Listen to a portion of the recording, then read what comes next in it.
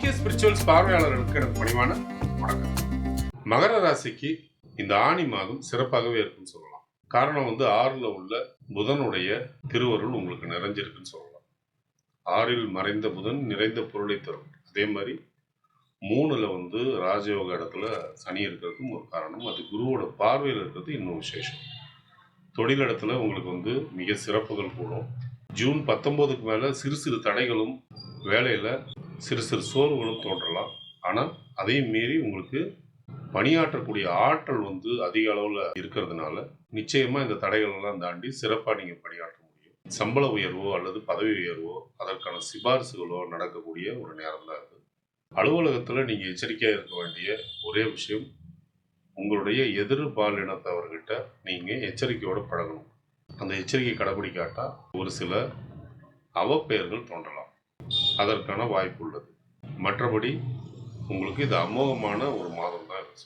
அரசு துறையில் பணியாற்றக்கூடியவங்களுக்கு, அரசு ஒப்பந்தம் பெற்று பணிபுரியக்கூடிய தொழிலதிபர்களுக்கும் இது ரொம்ப ரொம்ப சிறப்பான மாதமாக இருக்கும். கம்ப்யூட்டர் சம்பந்தப்பட்ட தொழில், ஜவுளி தொழில், மருத்துவம், இரும்பு, எலக்ட்ரிக்கல், எலக்ட்ரானிக்ஸு இது எல்லாமே சிறப்பாக நடக்கிறதுக்கான வாய்ப்புகள் இருக்கு.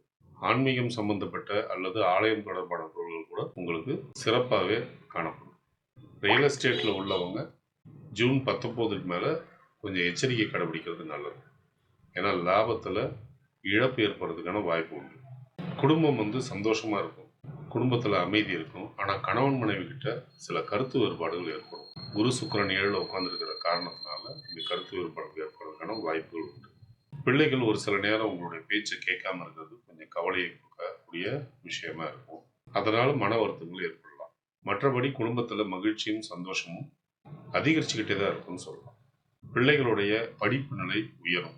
அவங்களுடைய அறிவுத்திறன் உங்களை வியக்க வைக்கும். அது உங்களுக்கு சந்தோஷத்தையும் கொடுக்கக்கூடிய மாதமாக இருக்கும். பிள்ளைகளுடைய ஆரோக்கியத்தில் கொஞ்சம் கவனம் எடுத்துக்கிறது நல்லது. உங்களுடைய ஆரோக்கியம்னு வரும்போது உங்களுக்கு அஜீரண கோளாறு ஏற்படலாம்.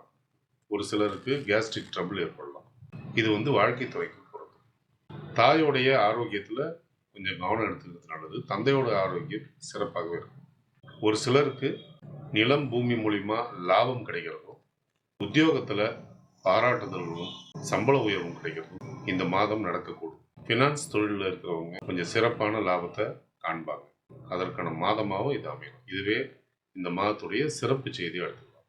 திருமணம் ஆகாத மகர ராசிக்காரர்களாக இருந்தால் அவர்களுக்கு வரன் அமையக்கூடிய ஒரு மாதமாக இது அமையலாம்.